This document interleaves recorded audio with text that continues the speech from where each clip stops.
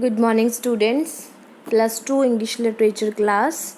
आपको मैंने last video में फर्स्ट चैप्टर करवाया था आपके सिलेबस का, वेरिएट्स अगेंस्ट बीट्स। उम्मीद है वो आपको समझ में आ गया होगा, क्योंकि आज हम उसके क्वेश्चन आंसर्स करेंगे। इसमें से आपको शॉर्ट क्वेश्चंस आएंगे और ऑब्जेक्टिव टाइप क्वेश्चंस आएंगे, ठीक है। तो अगर आपको चैप्टर अच्छे से समझ में आ गया तो क्वेश्चन भी आपको बहुत ही ईजी लगेंगे, बहुत ही आसान लगेंगे, ठीक है। तो आज हम क्वेश्चंस करेंगे, तो चलिए शुरू करते हैं। First question, India is facing a number of problems. हमने पढ़ा था जब चैप्टर शुरू किया था कि इंडिया ने बहुत सारी प्रॉब्लम्स फेस कर रहा है।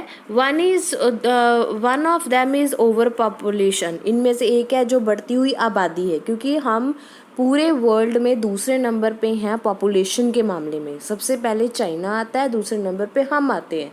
पर सर्वे के अकॉर्डिंग ये माना गया है कि अगर ऐसे ही इंडिया की पॉपुलेशन बढ़ती गई तो हम फर्स्ट नंबर पे आ जाएंगे और चाइना जो है वो सेकंड नंबर पे हो जाएगा।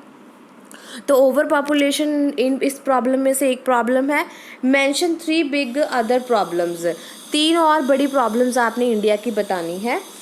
द अदर 3 प्रॉब्लम्स आर, वो 3 प्रॉब्लम्स क्या है? Corruption in a high place which include government leaders and officers. Corruption सबसे बड़ी प्रॉब्लम है इंडिया की, जिसमें मिनिस्टर्स, गवर्नमेंट लीडर्स और ऑफिसर्स जो है शामिल होते हैं। फेसिप्रियस ट्रेडेंसेस एंड लैक ऑफ पैट्रोनिज्म। फ्रीडम है उनका वेरवा है, वो लैक ऑफ फ्रीडम नहीं है। डेमोक्रेसी के होते हुए भी जो है हमें प्रॉपर फ्रीडम नहीं मिली हुई। Unemployment and poverty coupled with communalism are 3 big problems facing the India. Unemployment, बेरोज़गारी है, गरीबी है, जो इंडिया की सबसे बड़ी प्रॉब्लम है। ये तीनों प्रॉब्लम्स है जो इंडिया फेस कर रहा है। सेकेंड क्वेश्चन है, लॉयली मीन्स हम्बल। लॉयली का मतलब होता है हम्बल होना। Why has the weed been describe as lowly. Weed जो जंगली घास है उसको लॉयली क्यों बोला गया है? The weed has be describe as lowly because it is a useful, क्योंकि यूजलेस, क्योंकि ये यूजलेस है, बिना मतलब के पैदा होती है, इसका कोई पर्पस नहीं है। Inferior type of plant inferior type का है। इन्फीरियर मतलब घटिया किस्म का प्लांट है। विच हैज़ नो कमर्शियल और इकोनॉमिकल इम्पॉर्टेंस, जिसकी कोई भी कमर्शियल और इकोनॉमिकल इम्पॉर्टेंस नहीं है। मतलब ऐसा नहीं है कि उसके बनने से, उसके उगने से कोई फ़ायदा होगा किसी को, ऐसा कुछ नहीं है, इसलिए उसको लॉयली बोला गया है। ठीक है जी, आपको दोनों क्वेश्चन समझ में आ गए। बिग प्रॉब्लम बतानी है और बीड को लॉयली क्यों कहा गया है, क्योंकि वो इन्फीरियर है, यूजलेस है, उसका कोई कमर्शियल और इकोनॉमिकल इम्पोर्टेंस नहीं है। नेक्स्ट क्वेश्चन है, सम प्लांट्स आर ऑर्नामेंटल। कुछ प्लांट्स अच्छे होते हैं। What are the other type of plants. Other type of plants कैसे होते हैं? The other type of plants are those which give us fruit of different varieties. Other plants मतलब यहाँ बताया गया था कि जो अलग अलग वैरायटी के फ्रूट प्रोवाइड करते हैं। टिम्बर कंस्ट्रक्शन में काम आते हैं। हाउस और बिल्डिंग बनाने में काम आते हैं। Raw material for the industries, फैक्ट्रियों को रॉ मटेरियल कच्चा माल देते हैं।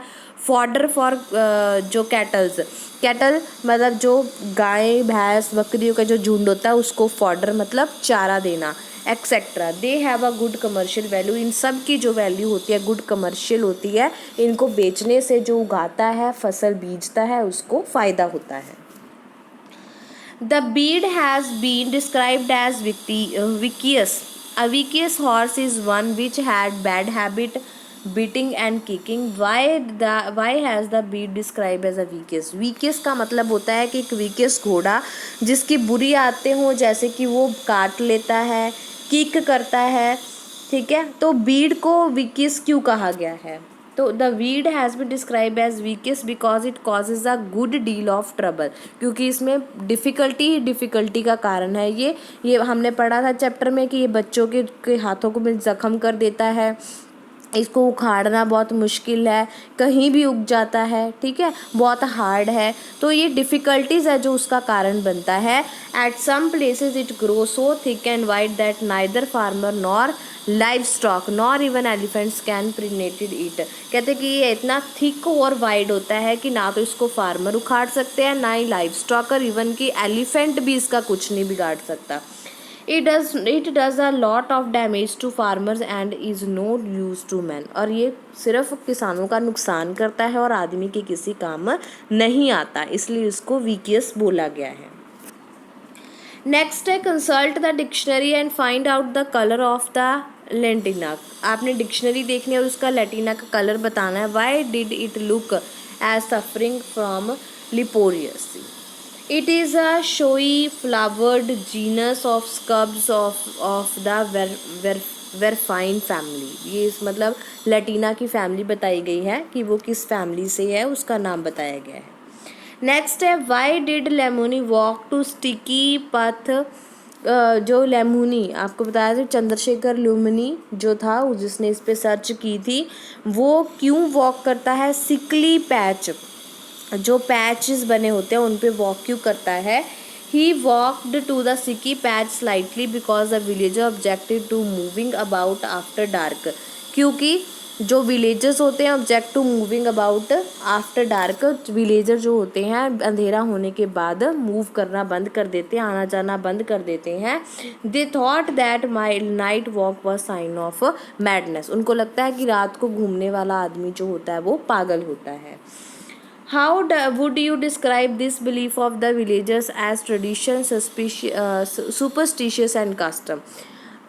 How would you describe, आप कैसे इसको डिस्क्राइब करोगे कि जो गांव वालों का विश्वास था ट्रेडिशन के तौर पे, अंधविश्वास वहम था, superstitious and custom.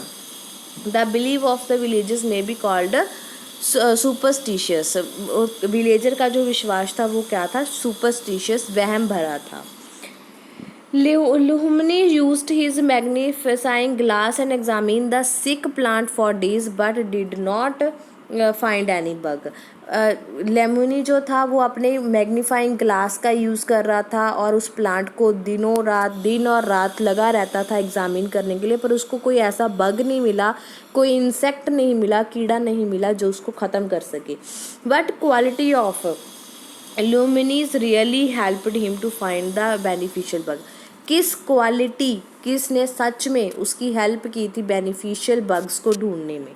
The quality of the persistence helped, persistent insisted to find the, मतलब जो क्वालिटी थी प्रिसिस्टेंस जो हेल्प थी वो उसको करवाई गई थी। Lumbini found the beneficial bug. Lumbini को अब बेनिफिशियल बग जो मिल गए थे, but under took a small research before using it on large scale. पर उसको एक छोटी सी सर्च करनी थी जो कि बड़े पद्धर पे होनी थी। What quality of Lumini's does it bring about. Lumini को क्या क्वालिटी चाहिए थी सर्च करने के लिए। Does it show that Lumini was honest work hard. और क्या ये सब कुछ शो करता है कि लुमिनी जो था वो वर्क हार्ड था, जो था डेलीजेंट था, ऑनेस्ट था।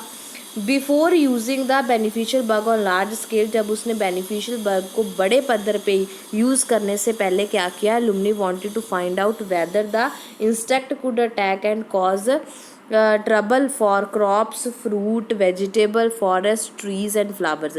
उसने उन बेनिफिशियल बग्स को बीड्स पे अप्लाई करने से पहले ये देखना ज़रूरी समझा कि कहीं ये बग्स हमारी जो दूसरी क्रॉप्स हैं, जैसे कि फ्रूट है, वेजिटेबल है, फॉरेस्ट जंगल है, हमारे ट्री हैं, हमारे फ्लावर्स हैं, उनको तो नुकसान नहीं पहुंचाते। His experiments were marked with accuracy and precision. उसका जो एक्सपेरिमेंट था वो सही रास्ते पे जा रहा था, सही मार्क बता रहा था। He wanted evidence and verification in support of his findings. वो चाहता था कि उसकी एविडेंस और वेरिफिकेशन है जो उसकी खोज पे आधारित हो। This bring out that Lumini was, ये सब कुछ बताते हैं कि लुमिनी जो ऑनेस्ट है, वर्किंग हार्ड है, वह हार्ड वर्किंग है और डिलीजेंट है। 7th क्वेश्चन है what did Lumini do before using the beneficial bug on the large scale. Lumini है जो क्या करता है बेनिफिशियल बग्स को बड़े पद्धर पे यूज़ करने से पहले? तो हमने पढ़ा था कि बस उसको यूज़ करने से पहले वो ये देखता है कि ये कहीं हमारी जो क्रॉप्स है, फ्रूट, वेजिटेबल, फॉरेस्ट, ट्री और फ्लावर्स, इनको कोई नुकसान तो नहीं पहुंचाता। अपने एविडेंस और वेरिफिकेशन के लिए उसको अपनी फाइंडिंग की, स्पोर्ट की खोजों की ज़रूरत थी।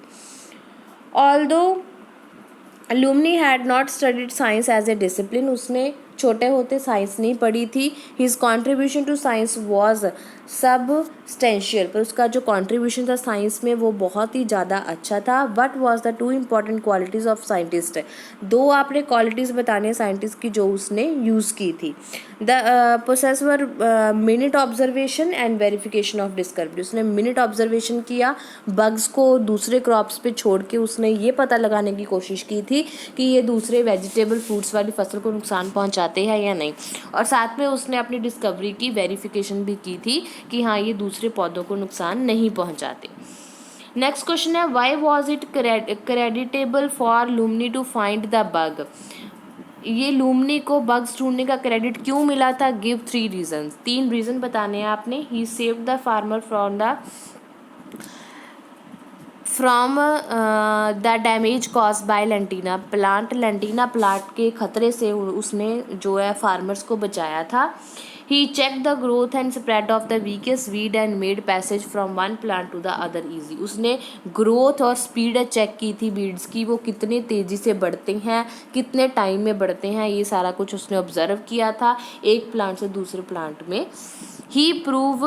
He proved that the bugs ignored fruit, उसने ये प्रूव कर दिया था कि ये जो बग्स हैं वो फ्रूट, ट्री, वेजिटेबल और फ्लावर्स हैं उनको नुकसान नहीं पहुंचाते, सिर्फ लेंटिना को नुकसान पहुंचाते हैं। ये एक बहुत ही बड़ा कंट्रीब्यूशन था ह्यूमैनिटी के लिए कि उसने लेंटिना जो प्लांट है उसको ख़त्म कर दिया था।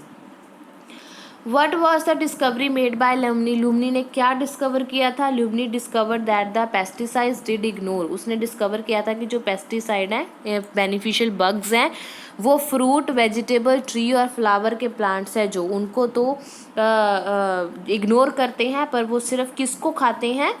लेंटिना बीड्स को खाते हैं। On whose sap they thrived the be dead after 3 years, और जो बीड्स है वो 3 साल के बाद मर जाते हैं।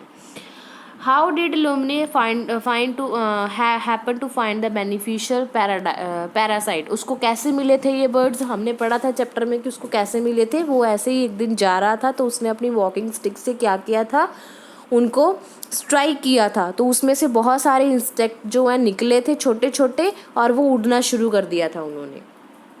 Lumni was considered about the damage done to farmer and student by the beads called the Vickers lentina camera. ल्यूमनी को पता चला था कि फार्मर्स और स्टूडेंट्स को जो बीड है वो नुकसान पहुंचा रहे हैं, जिसको लेंटिना कैमरा बोलते हैं। He wanted to do something to get rid of this bead, वो कुछ करना चाहता था इन बीड से छुटकारा पाने के लिए। He called this an insect he had used in Australia to check the dangerous spread of cactus. उसको याद आया कि एक इंसेंट, एक बग, एक कीड़ा था ऑस्ट्रेलिया ने यूज़ किया था जो कि कैक्टस को ख़त्म करना था जो कि डेंजरस स्पीड है जो कैक्टस की, उसको ख़त्म करने के लिए ऑस्ट्रेलिया ने एक इंसेंट का यूज़ किया था। He started looking for this insect, उसने ऐसा ही कीड़ा ढूंढना शुरू कर दिया। One night he started sticking a plant with his walking stick, एक बार वो एक रात को वो जा रहा था तो उसने एक प्लांट में अपनी वॉकिंग स्टिक के साथ स्टिकिंग किया। ही सॉ सेवरल टिनी मतलब होता है बहुत छोटे insects falling of the scrub of Lenten camera, तो उसने देखा कि बहुत छोटे छोटे जो इंसेक्ट है, कीड़े हैं, वो लेंटिना कैमरा से बाहर निकल रहे हैं। With the help of his students, he select a vast test area of around 1000 miles. तो उसने अपने स्टूडेंट की सहायता से एक टेस्ट एरिया बनाया जो कि 1000 माइल्स का था। He collected the insect on various kind of fruits. उसने ये देखा कि बहुत सा काइंड के fruit, forest, trees, vegetables, flowers and shrubs उन पे भी किया। 3 साल की स्टडी के बाद he found that the parasite feed only on the sap of lantana, और उसको 3 साल की सर्च के बाद पता चला कि ये पैरासाइट्स हैं जो वो सिर्फ लेंटिना को खाते हैं।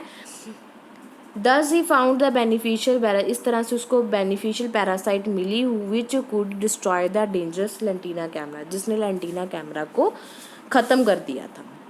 लास्ट क्वेश्चन है, what did Lumini find after 3 years of painstaking study.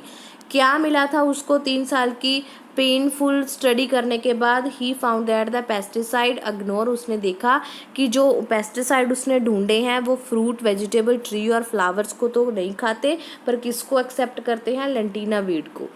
The parasites thrids on the sap of lentina camera. After 3 years the weed dead. और 3 साल के बाद वो जो बीड है, जंगली घास है, वो मर जाता है। ये उसने 3 साल की स्टडी में फाइंड आउट किया था। ठीक है बेटा, तो आपको क्वेश्चंस है वो समझ में आ गए। अब मैं आपको इसमें से इम्पॉर्टेंट क्वेश्चंस बता देती हूँ। जो मोस्ट इम्पॉर्टेंट है वो कौन कौन से हैं। मोस्ट इम्पॉर्टेंट क्वेश्चंस हैं हमारे ये सेकंड क्वेश्चन बहुत इम्पॉर्टेंट है। ठीक है, आप इसको अपनी बुक पे मार्क कर लेना। 6th क्वेश्चन बहुत इम्पॉर्टेंट है। ठीक है, 7th क्वेश्चन इम्पॉर्टेंट है। ये जो जर्नल क्वेश्चन है वो बहुत इम्पॉर्टेंट है। उसके बाद 8th और 9th क्वेश्चन इम्पॉर्टेंट है। ठीक है, और 10th क्वेश्चन इम्पॉर्टेंट है। ये क्वेश्चंस काफ़ी इम्पॉर्टेंट है और पॉसिबिलिटी है एग्ज़ाम में आने की। तो मैंने आपको सिर्फ सेकंड क्वेश्चन बताया, सेकंड 6, 7 एक जर्नल क्वेश्चन, 8, 9 एंड 10। ठीक है, ये क्वेश्चन है 1 2 3 4 5 6 7 10 में से आपको 7 क्वेश्चन है जो वो करने हैं। मैं फिर से रिपीट कर देती हूँ। सेकंड क्वेश्चन, ठीक है, 7th क्वेश्चन जर्नल क्वेश्चन, ठीक है, और 8, 9 और 10th क्वेश्चन। ठीक है जी, तो आप इनको नोट कर लो अपनी कॉपी पे। 2nd, 7th journal, 8, 9, 10। ठीक है, ये क्वेश्चंस आपको लर्न करने हैं, बहुत ही इम्पॉर्टेंट है ये क्वेश्चंस। ठीक है, इनको आप अच्छे से लर्न कर लो। अगर कोई बात नहीं पता चली बेटा तो आप मेरे को कभी भी मैसेज करके कमेंट बॉक्स में कमेंट करके पूछ सकते हो। अगर आपको कहीं से कोई प्रॉब्लम आई, कोई क्वेश्चन समझ में नहीं आया, अगर आपको चैप्टर ईजीली समझ आ गया तो आपको क्वेश्चन भी समझ में आ गए। इसमें सिर्फ ये बात है कि वो पर्सन कौन है जिसने फाइंड आउट किया वीड्स को मारने के लिए, वो लुम्नी था। ठीक है, चंद्रशेखर लुम्नी। ठीक है, उसने क्या फाइंड आउट किया था? उसने बेनिफिशियल बग्स फाइंड आउट किए थे। 3 साल की स्टडी में उसने क्या निकाला नतीजा कि वो किसी और क्रॉप्स को नुकसान नहीं पहुंचाते, वो सिर्फ लेंटिना कैमरा को ही नुकसान पहुंचाते हैं। ये उसने 3 साल में कवर किया था। बस ये इस चैप्टर में यही है। ठीक है, तो आप इसको अच्छे से पढ़ लो बेटा, समझ लो। इसके बाद मैं आपको नेक्स्ट वीडियो में इसके ऑब्जेक्टिव टाइप क्वेश्चंस करवाऊंगी। ठीक है, और अगर कोई प्रॉब्लम लगती है, आपको कोई क्वेश्चन समझ में नहीं आता है, ठीक है, तो वो आप मेरे को कमेंट बॉक्स में कमेंट करके कभी भी पूछ सकते हो। ओके बेटा, ओके, बाय बाय।